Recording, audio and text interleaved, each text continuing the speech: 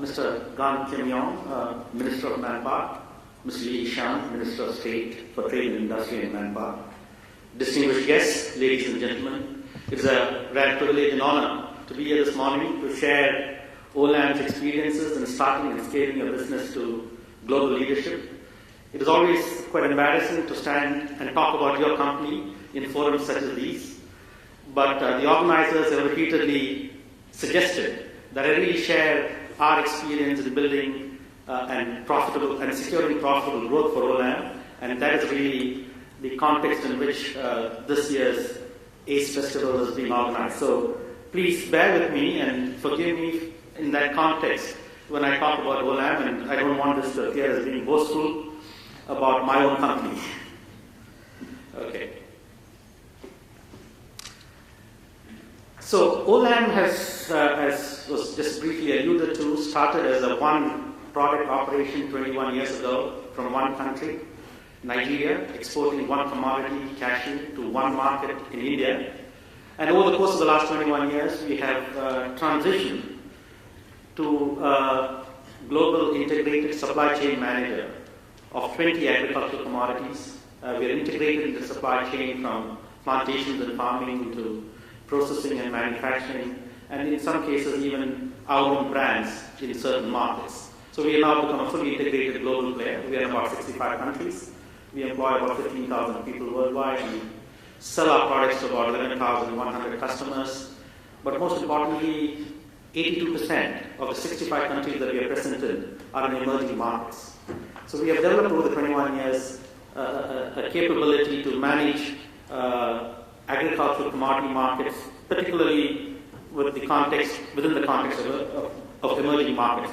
So I just want to go through the business model, and really the starting point is that our shareholders basically gave us some boundary conditions. So firstly, they didn't want us to have very volatile earnings, being in the commodity business, which is a volatile market. They said you have to choose the nature of participation that allows you to be more predictable. We don't want you to be trading these markets positionally, directionally, proprietarily, in which case you could make spectacular sums of money when you're right and lose your plans when you're wrong, and that is not a model that you're comfortable with. And therefore, we selected a business model that would allow us to be a little bit more predictable in these markets, and more importantly, wanted to perform consistently across economic cycles and commodity cycles. If you're in the commodity business, an inevitable part of that context is that you will have commodity up cycles and down cycles. Now, how do you create a business model that will allow you to perform across those cycles? And similarly, I think economic cycles, this is not the last recession that we have seen. As much as we would wish there's no more recession in the world going forward, we're going to have booms and busts. So how do you build a business model that can navigate through economic cycles and through commodity cycles? The starting point for our business model is being very clear about the end game. And what I'm going to be stating here is not politically very correct to say, but it's very important for all companies to start and understand what their end game is. In Olam, the end game is really to maximize fundamental intrinsic shareholder value for our long term, for our shareholders, but for our continuing shareholders. But we want to do this in an ethical way, in a socially responsible way, and in an environmentally sustainable basis. Now, the operative words here are long-term intrinsic value, not about share price. The share price should reflect your intrinsic value, but it could undershoot it and it could overshoot it based on market conditions. But your job as a manager and a steward of the company's resources is to husband those resources in a way, form, and manner that you can maximize the intrinsic value of the company long-term and for your continuing shareholders. In the 80s, the average lifetime that an investor would be invested in a public stock used to be about 7 years. Today, that average is less than 7 months. How do you run a company, putting yourself in the shoes of an exiting shareholder, and take long-term decisions that will maximize the long-term value of your company? But the moment you start making a distinction between exiting shareholders and continuing shareholders, you're getting into a politically very difficult situation. But Olam, we are very, very clear that we always emphasize that somebody is going to be a continuing shareholder in the business. We need to make investment choices, allocate capital to maximize the long-term continuing value of the shareholder.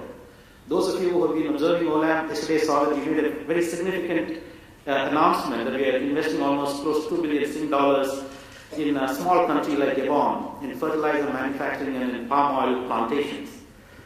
And a lot of the analysts who were following that announcement was basically saying that, but all these, you're not going to be profitable till 2015. And therefore, just discounted that whole initiative. But for us, it is about building that long-term intrinsic value and making those capital choices and those investment decisions that will maximize long-term value is the key. So in order to maximize long-term value, we need to do three things. We need to earn more than our cost of capital. Whatever investments you're making, you need to generate a spread over and above your cost of capital. The second more important thing is that you have to find a way of innovating to increase your rate of profitable growth. So if the market is growing at 3% or 4%, innovation's end game is that you can actually increase the rate of profitable growth and grow above market growth rates. And the third is, how do you sustain a competitive edge or advantage that will allow you to grow like that for a longer period of time? If you do all these three things, you magnify value creation.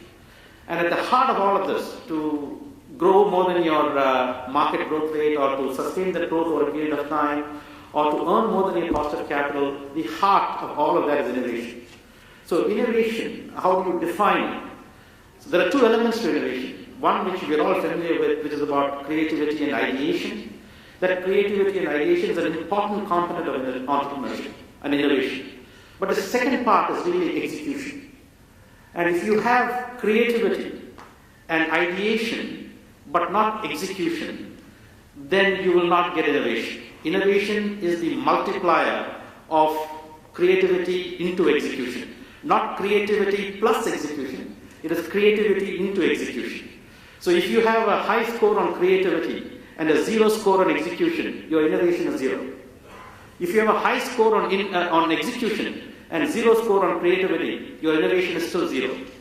So there was a survey done by these two business professors at Tuck, surveying the Fortune 500 companies and asking the 1,000-odd respondents about what and how they would score their companies on creativity and on execution of those creative ideas. And the average score was 6 on creativity and 1 on execution. So the innovation score was 6. So now the choice now is, do we increase creativity, which is already at 6 to 8, and not change execution? In which case your innovation score goes to 8 into 1, 8, which is 33% better than what your innovation score was earlier. But instead of changing the creativity score by 2, you change the execution score from 1 to 3. Then your innovation score becomes 6 into 3, 18, 300% better.